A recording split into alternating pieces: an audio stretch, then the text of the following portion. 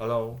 In front of everyone, her parents, our friends, my colleagues, she stepped up to the microphone, smiled like a movie star, and dropped a line I'll never forget. I'm finally free. He was just a safety net. A paycheck. My real life begins now. Then she raised her glass, smirked like the devil herself, and bathed in the gasps around her. I didn't flinch. I stood still as her words settled over the stunned crowd like smoke after a fire. My hand didn't tremble. My jaw didn't clench. But something inside me, something primal, ancient, snapped.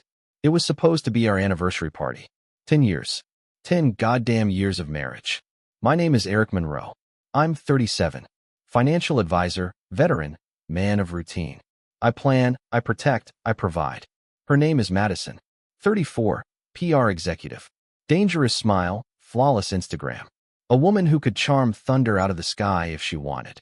And tonight, she detonated our entire life with a single sentence. You know what the cruelest part was?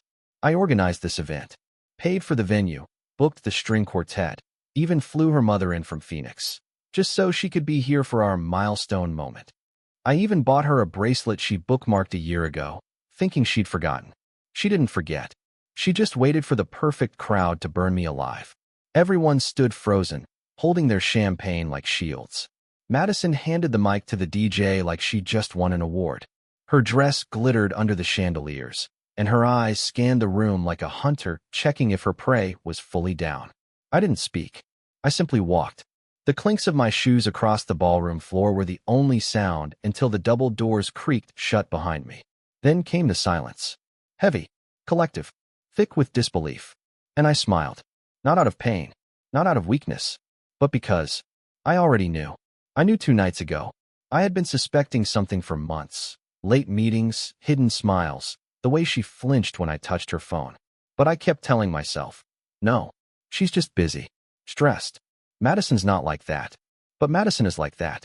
2 nights ago, I got home early from a client dinner. I opened the door and heard laughter. Male laughter.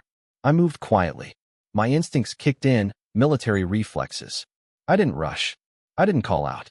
I just followed the sound. The laughter wasn't coming from the living room. It came from our bedroom. I paused. The door was slightly open. I saw shadows. 2 wine glasses on the nightstand. And her voice. Low, breathy. The voice she used when she was trying to get what she wanted. I didn't barge in. I didn't cause a scene. I stepped back and left without a word. That's when I made my plan. I wasn't going to scream. I wasn't going to beg. I was going to let her think she won. And then I'd take everything back. So when she made that announcement tonight, thinking she was shattering me in front of everyone I knew, I just smiled. Because she didn't know what was coming. She didn't know I'd hired a private investigator 3 months ago. She didn't know I already had photos, video, call logs. She didn't know the prenup had a morality clause. And she sure as hell didn't know I moved all my assets out of our joint accounts yesterday. She played the final move in a game I finished 2 days before. Now the real story begins. You don't wake up one day and decide your wife is cheating. It's slower, sicker, like a dripping faucet in the back of your mind that won't let you sleep. I think it started the night she came home late wearing lipstick that didn't match the one she left with. Small detail, right? But I noticed things. I spent 6 years in Afghanistan. Noticing things kept me alive. She said she was with the girls. Said it with that tired voice. That lazy smirk. That invisible wall she throws up when she knows I'm suspicious but doesn't give a damn. I remember staring at her coat. It reeked of expensive cologne. Not hers. Not mine. And I remember how she didn't even take off her heels before walking straight to the bathroom, locking the door, and turning on the shower like she needed to wash someone else off her skin. That was the moment I knew. But I needed proof. Not to scream. Not to cry. Just to document what my instincts were already screaming. I called Marcus. Old army buddy turned PI. Doesn't talk much, but the man's a bloodhound. I gave him the green light. Follow her. Discreetly. No confrontation. Just facts. He called me 3 days later. She's not careful. I've got plenty. Who? I asked. Someone from her firm. Big name. Jason Carter. Jason F*** King Carter. Tall. Sleek. Ivy League. Drives a Tesla and walks like the world owes him a thank you. I met him once at one of Madison's charity galas. He shook my hand like I was invisible. They'd been meeting at a hotel downtown. Not even clever. Not even ashamed. I didn't feel rage when Marcus sent me the pictures. I felt still, like a part of me detached. Watched it from outside my body. There she was, smiling like she used to smile at me. Only this time it wasn't for me. There she was, wearing the black coat I bought her for our 5th anniversary, falling into his arms like a schoolgirl. There she was, laughing, kissing, slipping her hand into his like they'd done it 1,000 times. I stared at those images for hours. Alone. Silent. Not crying. Not yelling. Just absorbing. It's strange how your world can collapse, and yet the clock doesn't stop ticking. That night, I lay next to her in bed, pretending to sleep while she scrolled through her phone with her screen dimmed. She wasn't even trying to hide it anymore. I looked at her face. So peaceful. She was dreaming. Maybe of him. Maybe of their next secret rendezvous. And me? I was planning her goodbye. I didn't want revenge. I wanted silence. Not the kind that comes with distance. The kind that comes when a woman realizes too late that she set her own trap and stepped in it barefoot. I kissed her shoulder once that night, gently. Not out of love. Out of closure, by morning. I was no longer the man she thought she married. Something had shifted. A wire inside had snapped and rewired itself into something sharper, quieter, colder. She greeted me with a kiss on the cheek, habitual, soulless, and poured her usual oat milk latte like nothing had changed. I played along. Let her believe the mask was still intact. Because this wasn't just about an affair anymore. This was about disrespect, betrayal, and control. She hadn't just lied. She performed the lie. With flair. With laughter. With smug entitlement. And I'd let her do it for too long. I spent the next week preparing. Step 1. Finances. I contacted my attorney, Lauren, sharp as a scalpel and twice as dangerous. I told her everything. Gave her the prenup, the clause about infidelity. She breaks the agreement. I told Lauren. She walks away with nothing but the memories. Lauren smiled. Let her hang herself. We'll be ready. Step 2. The assets. I moved money into private accounts. Transferred my name off the house, into a trust. Same with the cars, the stocks, the vacation property. All airtight, all legal. She wouldn't see a dime. Step 3. The audience. If she wanted to turn our lives into a public performance, I'd make sure she got the spotlight. Our anniversary party was already planned. Venue, invites, catering. I kept it all. Let it happen. Gave her the perfect setup. Because I knew she couldn't resist a stage. Madison loved attention more than honesty. She'd been dying to say something bold, shocking. And I wanted her to. Let her announce it. Let her destroy the illusion with her own words. The night before the event, she stayed out again. Said she was working late. Didn't even text goodnight. She walked in at 2:47 a.m. I was sitting in the dark, sipping scotch. Still awake? She asked, kicking off her heels. I nodded slowly. Just thinking. She didn't ask what about. She never did. Madison only cared about things when they affected her directly. She went to bed. I watched her sleep again. Not with sadness. Not even hatred. Just precision. Like a man observing a locked target. The next day, she wore a silver dress that shimmered like betrayal. I wore black. Classic. Clean. Controlled. I greeted every guest. Smiled. Played the devoted husband. The proud host. And she basked. Posed for selfies. Sipped champagne. Threw glances at Jason from across the room like I was blind. She thought I didn't see. She thought I was still the quiet, loyal man who'd smile and swallow his pride. But I had already drafted the exit. Her script was just beginning. And I was about to let her read it aloud to the world. When she took the stage, I knew the moment had come. The wine had made her bold. The whispers from her little circle of fake friends had made her reckless. And the presence of Jason, standing near the back with his smug grin, had inflated her ego just enough. She didn't even glance at me before stepping up to the mic. I watched her heels click across the floor, each step echoing like a countdown. She tapped the microphone, let her smile stretch, then said, 10 years. That's a long time to pretend. The room fell still. She continued, but I think tonight is a good time to stop pretending. I've outgrown this life. I've outgrown the man I used to love. And frankly, I deserve better. I deserve real passion. Not paperwork and punctual dinners. Some gasped. Some laughed nervously. Some looked at me, waiting. But I didn't move. I didn't blink. I watched her destroy her own castle brick by brick. I've been quiet for too long, she said, raising her glass, but not anymore. I'm finally free. He was just a safety net. A paycheck. My real life begins now. Laughter. One or two claps from the clueless. Jason's smirk widened. Her father looked like he wanted to evaporate. And me? I stood up, buttoned my jacket, and walked to the exit without a word. Just before the doors closed behind me, I heard it. Silence. Not a single word followed. Not a breath. Her performance ended, and the lights dimmed on her moment. That silence wasn't confusion. It was judgment. People weren't stunned by her truth. They were appalled by her cruelty. I got in my car, drove through the night. Not out of rage, out of release. I had seen everything I needed. She'd given me the finale I was waiting for. When I got home, I opened my laptop, pulled up the email from Lauren. Subject, final draft, divorce papers, morality clause active. I clicked forward, typed in Madison's email, attached the folder from the private investigator, timestamped pictures, hotel bills, call logs. No message in the body, just the documents. Then I added Jason's email too. Let him see what she didn't tell him. Let him see what comes next. Click. Send. It was poetic, really. She thought the microphone was her weapon. But I had the paper trail. I slept that night. Deeply. Peacefully. For the first time in months. In the morning, I woke up to 12 missed calls. 5 from Madison. 3 from Jason. The rest from people at the party. No response. No explanation. No need.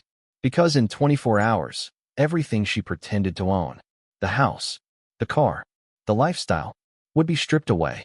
Legally. Completely. Silently. And all she'd have left was the echo of her own voice to BY noon the next day. Madison's curated life had begun to unravel. She arrived home in a rage. I could hear her heels stomping down the hallway before the front door even opened. She didn't knock. She still thought she had keys to a world that no longer belonged to her. She slammed the door behind her. You really sent that to Jason? Are you out of your goddamn mind? I looked up from my coffee. Calm. Silent. She was wearing the same dress from the party, now wrinkled, her makeup smudged from either tears or fury. Probably both. You humiliated me, she hissed. I didn't respond. I just placed a folder on the kitchen counter. What's this? Your exit, I said.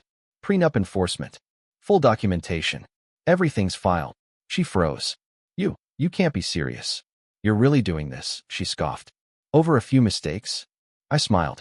Madison, you stood on stage and said I was just a paycheck. I'm just making it official. She flipped open the folder, scanning through the documents like she was hoping to find a loophole, a crack in my resolve. Everything was mine too, she muttered. The house, the Range Rover, the Hampton place. No, I said firmly. They were ours. Until you broke the contract. You lied. You cheated. You performed. And now, you're dismissed. You can't do this to me. I gave you my best years. I raised an eyebrow. No, Madison. You sold those years to the highest bidder.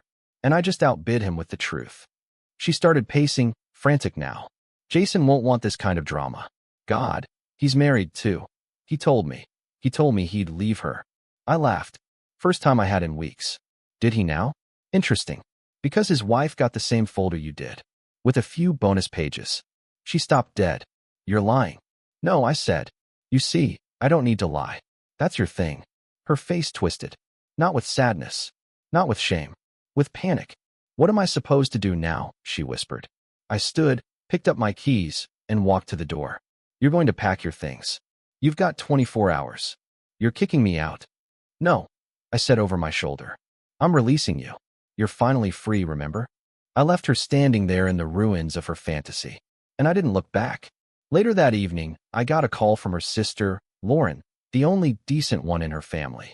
She's calling everyone, she said. Playing the victim. Crying nonstop. But no one's buying it, Eric. Everyone saw what she did. And honestly, good for you. That night, I poured a glass of bourbon, walked out to the balcony, and watched the city lights blink back at me. There was still pain. Still betrayal clinging to the edges. But there was also peace.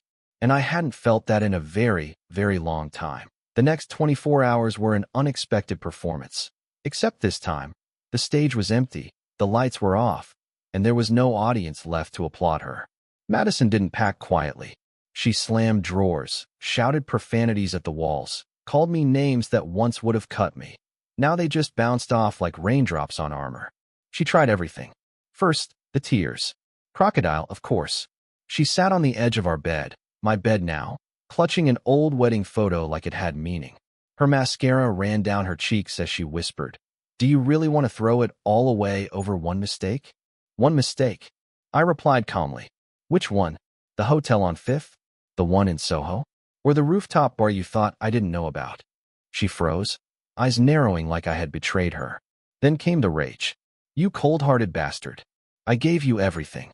You gave me a lie with perfect makeup," I said. "You sold truth for validation. You traded love for power. And you're surprised there's a price?" She screamed into a pillow, then moved to manipulation. "I'm not leaving," she said suddenly, arms crossed, fire in her eyes. "You'll have to drag me out." I showed her the eviction order, signed by a judge that morning. "I'm not dragging anything," I replied. "But the sheriff will." That did it. She stormed back into the closet and started yanking clothes off hangers like she was fighting ghosts.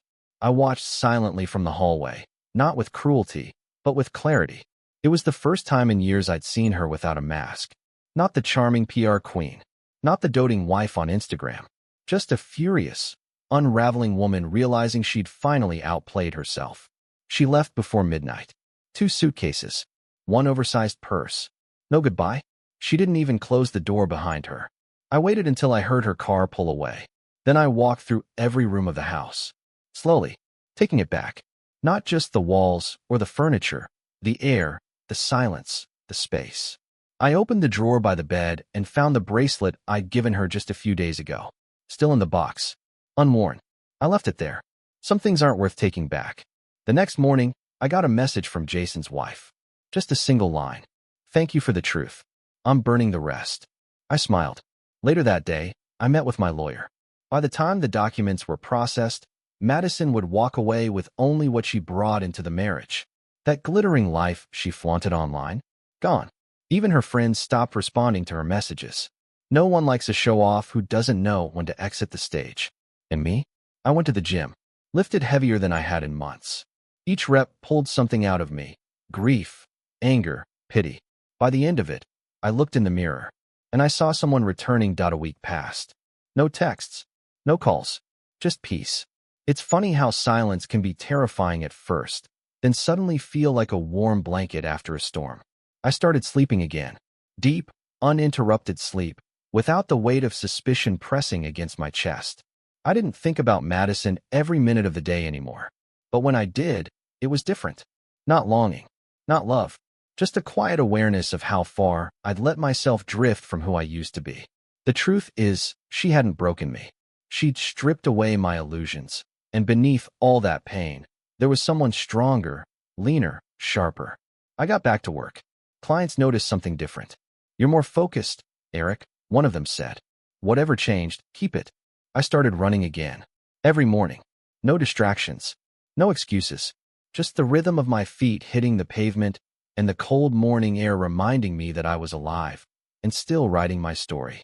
One afternoon, I opened my email and saw a message from Madison. Subject line, "Can we talk?" I almost deleted it, but curiosity got the better of me. Her message was a mix of guilt and nostalgia. She wrote about memories, trips we took, inside jokes we hadn't shared in years. She didn't ask for forgiveness. She asked for a meeting. I didn't respond, because she wasn't reaching out to heal. She was reaching out to reclaim control, and I'd taken that back already. 2 days later, she showed up outside my office. I saw her through the glass, hair perfect, dressed in beige and gold like nothing had changed. But it had. Everything had. She waited 10 minutes. I never left my desk. Eventually, she gave up and walked away. And with each step she took, I felt lighter. Later that evening, her sister Lauren called me again. "She's spiraling, Eric. Losing friends. Jason dumped her. His wife made sure of it. She's even considering moving back in with her parents." I didn't gloat. I didn't celebrate. I just said, she made her choice. Then I poured myself a drink, lit the fire pit on my balcony, and watched the city glow beneath a velvet sky. I wasn't bitter. I wasn't broken. I was rebuilding. The man she left behind, the one she mocked on stage in front of everyone, was gone. In his place stood someone she'd never get to meet again. And the most satisfying part? She knew it. She knew she lost the war not because I fought dirty, but because I let her fire the first shot. And then I gave her the rope. Now, every time I hear silence, I smile. Because silence, I've learned, is what power sounds like. When you've already won. I stood in front of the mirror, buttoning a new navy blazer, sleek, fitted, unapologetically sharp. The reflection staring back wasn't a man recovering from betrayal. It was a man reborn from it. That Saturday night, I attended a fundraiser downtown, alone. People noticed. Whispers followed. Where's Madison? Didn't they host this event together last year? Isn't that the guy whose wife? I let the murmurs pass through me. No denial. No explanations. I didn't know the world a monologue. The truth was already printed, signed, and legally bound. I was approached by an older man, a respected entrepreneur I'd once advised on portfolio expansion. He shook my hand firmly. You handled it like a gentleman, he said. Most men would have burned the house down. I smiled. That's because I built it with fireproof walls. He laughed. Good. Because she tried to light a match on stage. And that was it. A full circle moment. Madison had tried to destroy me publicly. She thought the mic gave her power. But it turns out, power doesn't come from volume. It comes from preparation. When you know who you are and what you're worth, someone else's betrayal doesn't define you. It exposes them. After the fundraiser, I walked home through the quiet streets. No Uber. No rush. Just me and the soft hum of city lights. At a corner cafe, I saw a couple laughing over wine. The way the woman leaned in, genuinely invested in what the man was saying, it made me pause. I wasn't jealous. I wasn't bitter. I was ready. Ready to love again, but this time, smarter. More grounded. Not out of loneliness, but from wholeness. Back at home, I found the last piece of Madison still in my apartment. A silver photo frame with our wedding picture. It had been sitting on a shelf, untouched, forgotten. I held it in my hands. For a second, I stared at that version of us, naive, smiling, unaware of what would come. Then I opened the back, removed the photo, and placed the empty frame face down in a drawer. I didn't need to burn the memory. I just needed to stop displaying it. That night, before bed, I wrote a short journal entry. Just a few words. You don't heal by waiting for an apology. You heal by choosing yourself. And to any man reading this, anyone who's sitting in silence, watching lies unfold, questioning if they're crazy or if something's really wrong, let me tell you this. Trust your gut. Move in silence. Gather facts, not tears. And when the time comes, don't explode. Execute. Because the loudest revenge is not rage. It's peace. It's reinvention. It's rising so far above their world. They have to Google your name just to feel close to you again. And when they do, let them sit in the silence they tried to drown you in. I did. And I'm never coming back.